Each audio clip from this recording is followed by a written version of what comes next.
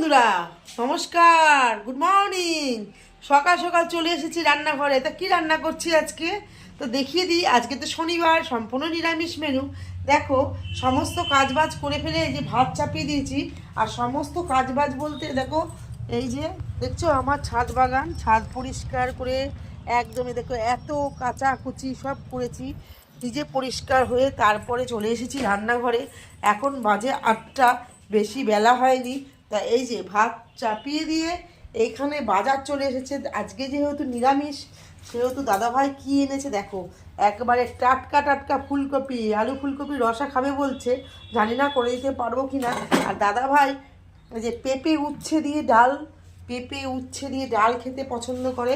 আর এই যে বেগনি করে দেবো, বেগনি কুমড়ো নিয়ে এসছে বেগনি করার জন্যে, শশা আছে, উচ্ছেগুলো দেখেছো কেমন টাটকা।